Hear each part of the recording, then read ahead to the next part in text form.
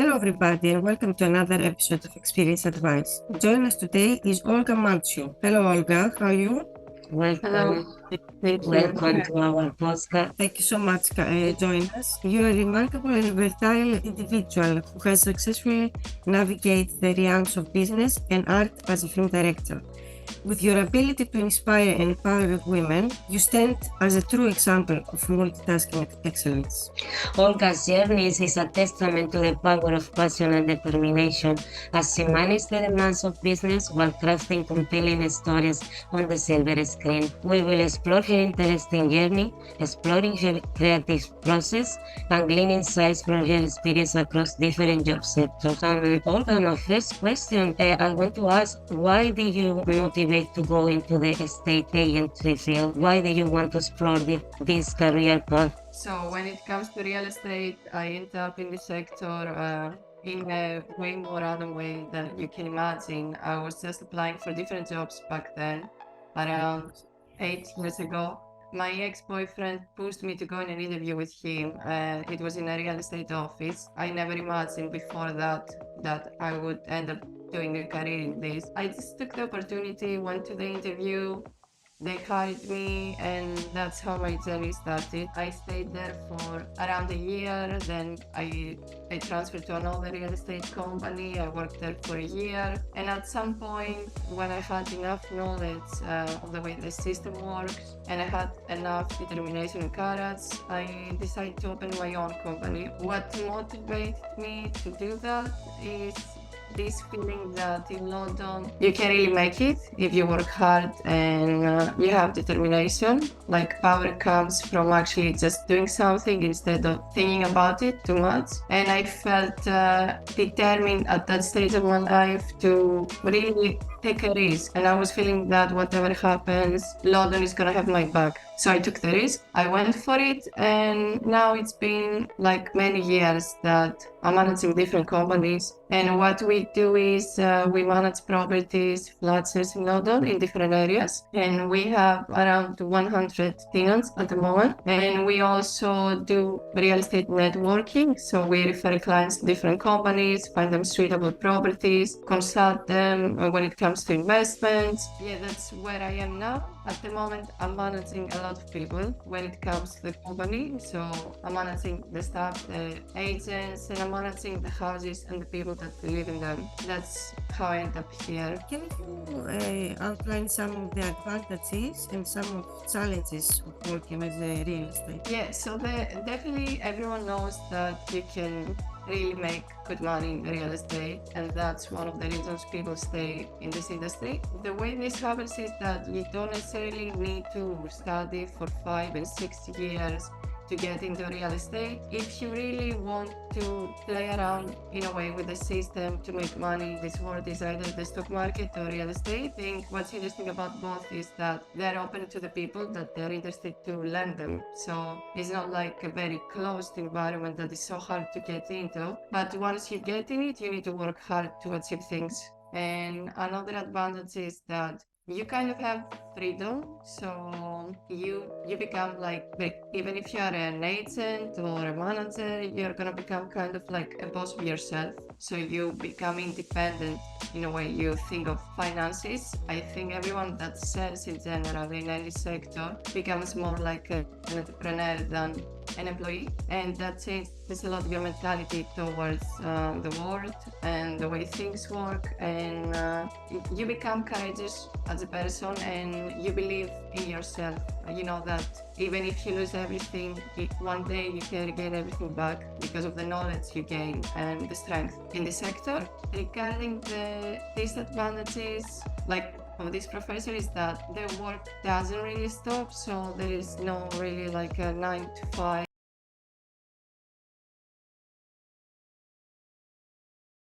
type of like schedule that you clock out and then you have freedom of like mind and relaxation. I think once you enter in it, it's a lifestyle. So that can be for some people like very heavy, very demanding. But you really need to plan and work out how you're gonna divide your time. But you might need to work completely irregular hours and days you wouldn't expect, especially if you want to achieve great things. And another disadvantage is that this world of real estate, it kind of like absorbs you in it. It can become kind of like addictive as a job. It's hard to leave it after if you ever decide to leave it. Like that can be kind of negative.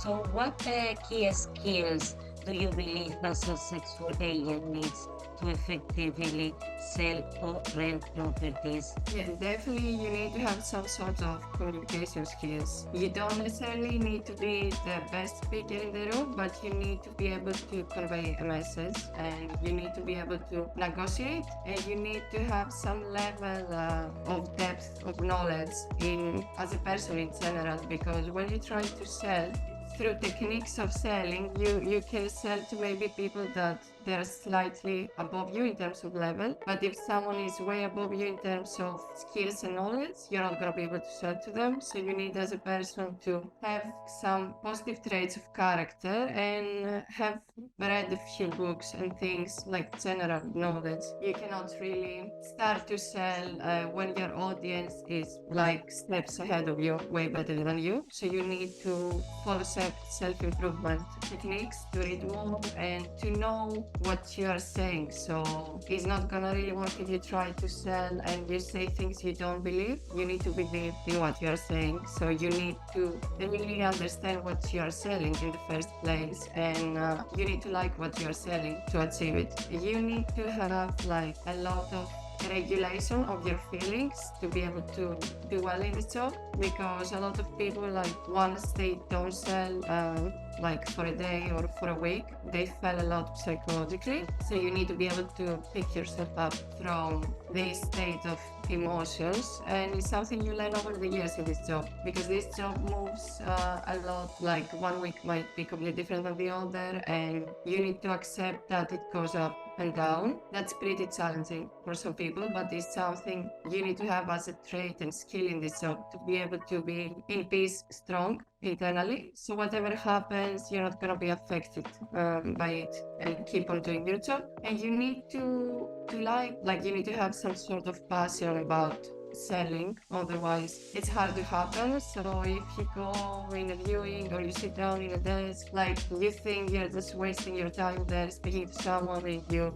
let's say they don't buy, you don't manage to sell, and you just think, okay, whatever. You don't give passion into it, it's not going to happen. You need to, like, every day you wake up, you need to want to sell, you need to enjoy it. It's a form of art, and it gives you a lot of like feelings that they're positive after it happens. It's like a boost, and you need to go there and face your client with the will to actually sell. If you don't want to sell, the percentage they're gonna buy is way lower. You just leave it in chance or luck. So yeah. So the selling process is more experience, like it's ready to be more. Like I think every day we kind of sell ourselves, like in different environments and situations. Like we sell our ideas to people when we try to communicate them, when even we try to resolve a very small problem with any company in our daily lives, we're gonna try to sell our problem to them. I think selling happens every day in a lot of different ways. It's just that over the time you develop like a stronger sense of how it's happening. You know what you're doing. Like you don't need to be necessarily extremely experienced to be able to sell. It can really happen. I think all of us have some characteristics in our nature that we can unlock this as a skill. And it happens especially when we see other people selling in this environment. So they kind of like boost us. We observe how it happens, and then we think, oh, I actually know how to sell. I was just not using it. But it's very important in higher levels to have some general knowledge as a person, to know what you're saying. You need to be either a bit ahead of your audience as a speaker, like the general knowledge you have, or a bit behind. You cannot have a huge gap and be able to look reliable, to be trusted in a way, because it's about trust. Of course.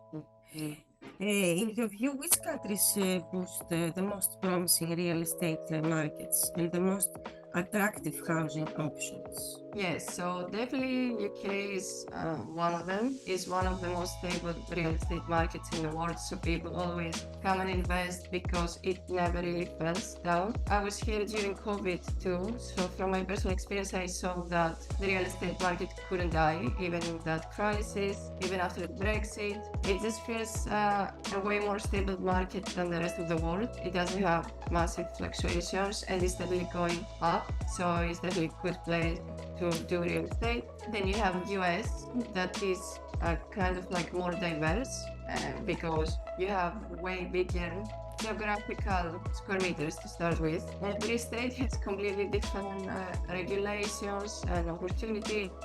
So you can go to US for diversity, whereas UK is more like similar the type of opportunities you're gonna find and the rental yields and everything in the US you can really like find a variety, so it's definitely not boring. You can gain like a good income out of it. Then we have like the United Arab Emirates and we have Dubai as a city like is leading in the last few years in real estate, and it has the highest rental yield, which means you buy something and then the profit you're gonna make is the highest between the rest of the cities in the world. It's kind of like interesting because they're still building everything there right now. So there are new buildings all the time, and it's kind of more like the luxurious real estate to the people that they like this type of environment.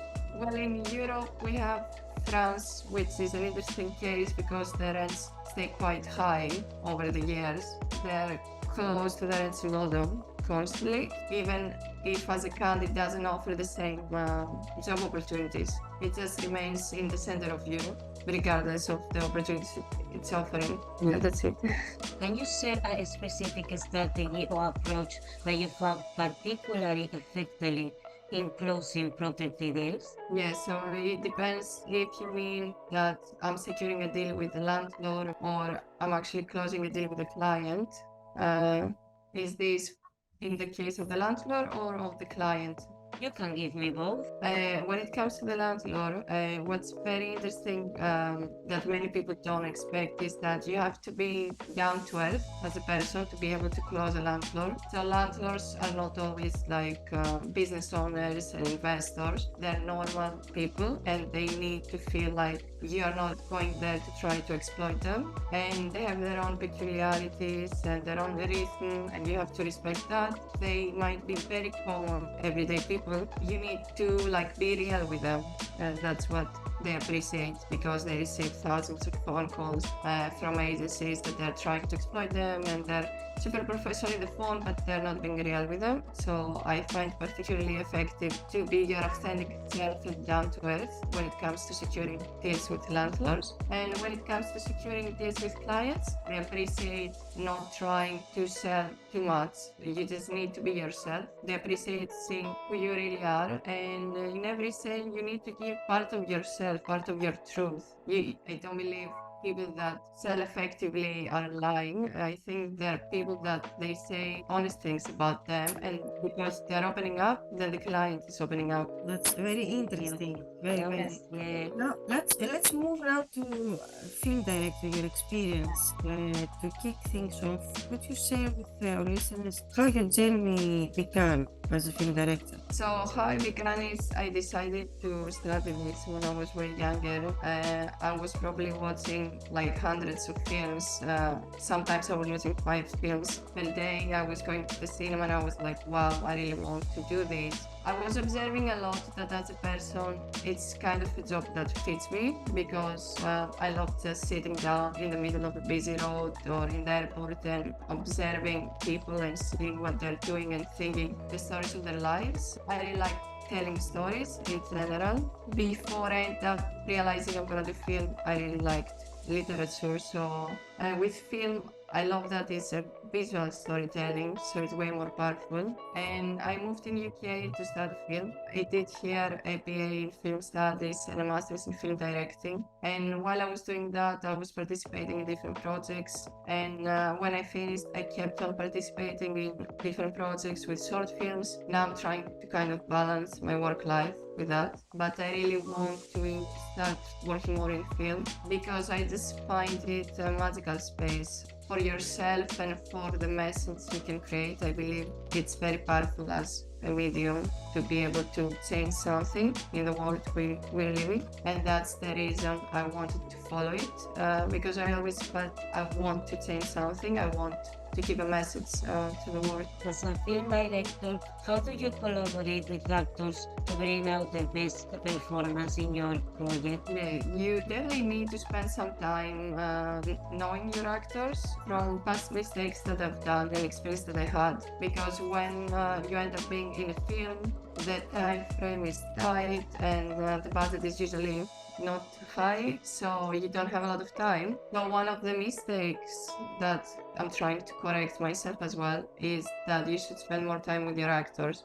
So you should try to find the time to have like even casual conversations, get to know them better, who they are, to be able to work with them in an efficient way, because you need to know your actors' past story, vulnerabilities, real character, to be able to combine it with the character they have to act, and you really need to know them. And then how you can also work with actors is while you're in the setting, you need to really be specific.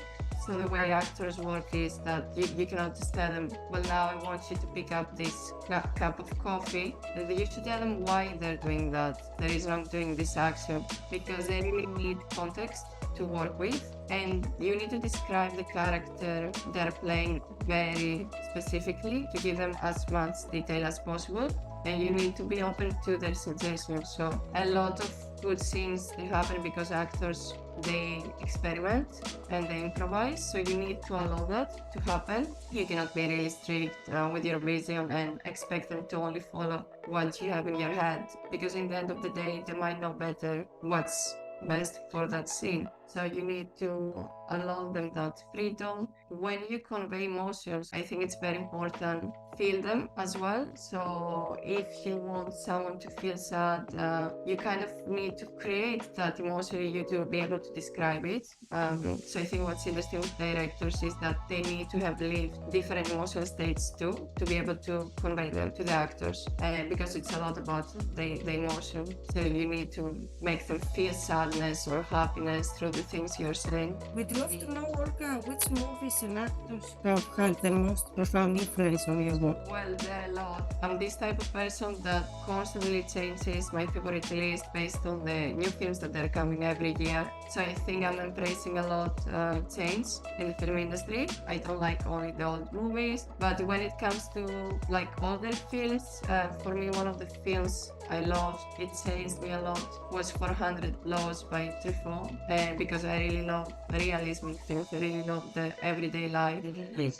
Yeah, when it comes to of the last few years, because I really like these last year's films too. Oppenheimer was one of the films that I left the cinema and I was like, wow, like I really respect the director, because he managed to combine so many different scenes of people having a dialogue in a way that for me wasn't boring at all. It required tremendous amount of skill to combine all these things together, and I didn't find it very mainstream in its approach to the visual. I felt it was quite like experimental and psychedelic in the way it felt, because you could see the visuals and the atoms breaking down, and it was quite alternative, even if it's a blockbuster, which I like seeing, because I like when Hollywood has a big budget but then they try something a bit different. I saw recently The Killers of the Flower Moon from Scorsese, which I also found it to be a masterpiece for me. I loved it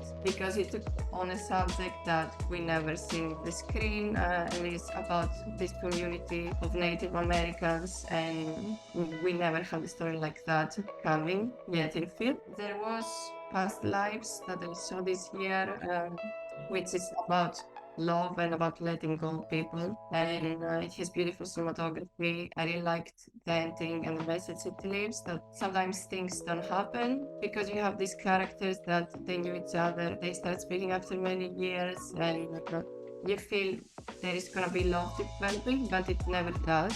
So it's this unfulfillment of life that reminds us of real life. It can never be like the perfect story, like the fairy tale. The last scene is so strong because after all these years, he's married, they meet, and the guy just traveled all the way to US for the first time, and he's leaving now. He's about to take an Uber, and they're waiting outside for the Uber. You can see them really wanting to kiss or touch, but they never do, and the guy just leaves. I found it to be very like down to earth, close to life, as I feel, and very poetic. So I really like that. I also like sci-fis. I love sci-fi films. So there was Dune that came out last year. I like kind of like British and Irish films too, because the last few years that I lived here, I kind of started embracing the culture. I saw this film last year as well, The Banshees of Inisherin, which was very good. It was completely in a remote land and showing how friendship develops between people and how these people live in this barren land. They just have one pub to meet every day as a community. And well, I like a lot of films, but I'm just giving you a few examples. Like I just You see a lot of films. yeah, never watch anything that comes up, and then I just like a good film. And the last few years, there are also many good horror films, which is a genre I was not particularly interested when I was younger. I wasn't watching a lot, but the last 2-3 years, the films coming out from A24 Studios, all of them, they're amazing. They're all horror, but they have aesthetic value, which wasn't happening with the horror films of the past. They were full of jump scares and these type of things in the past. Now these films, they have quality. They're slower. They have aesthetic motifs, patterns. So yeah, anything that came out from A24 Studios the last few years was very good quality. That was a very nice selection. Thank you very Yeah. much. How do you approach the process of developing and directing your team to breathe depth and authenticity to the message of your films? I think that it's very important to kind of like play around with your team. Like I think actually in every environment, but especially in art, you have to like learn to test people's boundaries and break their boundaries. They need to know each other very well, everyone in the team. So I think it's about trying activities and exercises, first of all, that bring everyone together. They have to feel very comfortable to be able to like do their job at their best. In that way, it's gonna end up being authentic, because if we gather in a room people that they really know each other, they're gonna be able to work better than people that they just met. That's only the environments that we feel comfortable to let go of ourselves as people and tell our deeper ideas, like really express what we feel and think inside of us. Other ways to bring authenticity is to bring people in your team that they're very different from each other. So if you bring people that they all have similar ideas, it might be easier, like in terms of work, but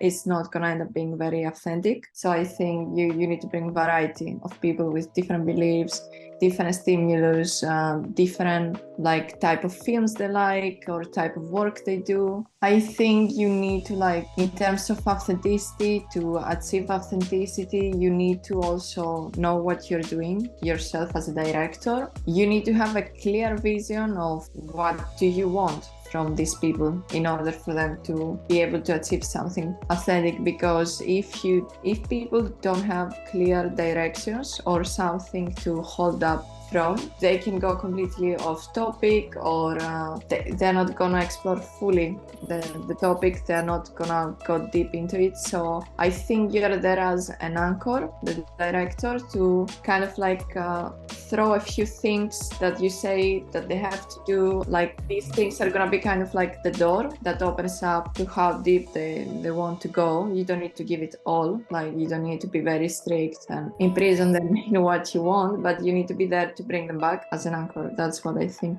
Amazing, because every film director has a different point of view in the rehearsal or for acting purposes, and that's amazing from your side how you think as a film director. Can you tell me and tell the audience a nice positive experience that you have as a film director and one challenging one? Yes, so a very positive and challenging one in the same time was when we were shooting in an exterior location close to a lake in Epping Forest. We found that location, but I think we didn't think that we have to walk that much with heavy equipment, so it was a struggle to actually reach there in the middle of the forest. But the location was perfect for our script and the story, so we went for it. Our main actress, she had to enter the lake, and in the beginning there was a lot of fear around that, but the whole point of that scene in the film was winning over fear. So I think it kind of the story of the character with the story of the actor, they kind of came together, and we had to help her to win her fear and go for it. That was like a pretty inspiring and challenging moment I had when filming. There was another case that we filmed something quite alternative back then when I was younger, that we got some friends to act, so not even actors, and they had to improvise the whole thing. We just gave them a bit of the story, and the story was that a real estate agent is walking inside the squat. Squat is a place that people like stay in UK,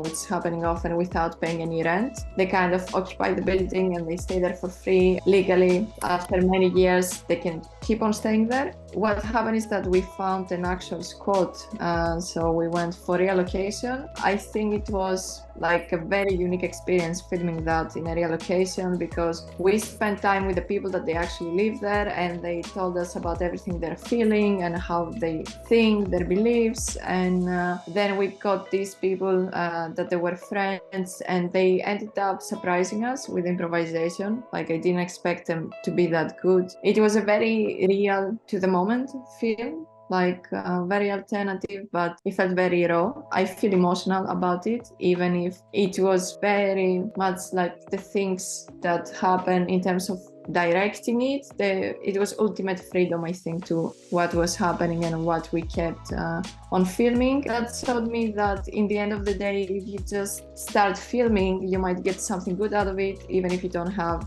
a complete story of how everything is gonna be. I love that one. Another, I'm gonna name one last experience that I had. We were working on a scene that was in an office. The actress just kept on like doing the same mistake all over again. She couldn't get emotional about what she was saying, so she had to speak about an environmental disaster. It was feeling way too fake in the beginning, and it was very challenging to kind of break her up to be able to convey emotion. And as I said earlier, what I tried that moment, what I later realized is that I had to feel that emotion to be able to convey to her. So I went close to her to speak to her. I had to feel emotional about the things that they were said in the script for her to actually feel emotions about them, to be able to tell them like she cares. And that moment I realized that like that's it, as a director, you have to feel the emotions the moment you're filming and directing, otherwise it's not gonna happen. You know.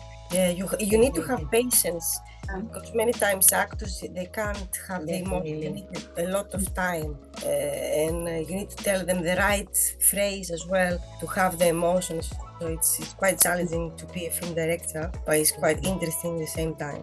It's another point of view of the filming process.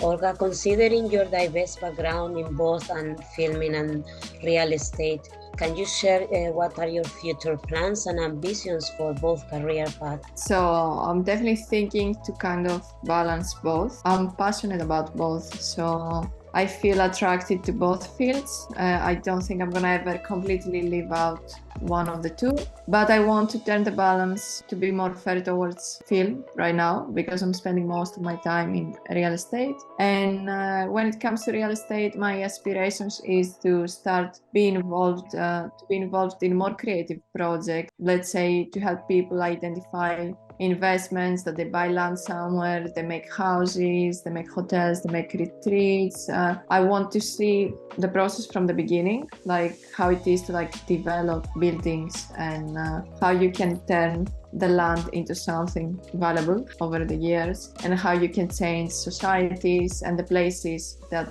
the buildings are being built. Because every time you build something, you change the landscape of that area, of that society. If it's an island, it changes the way the island is.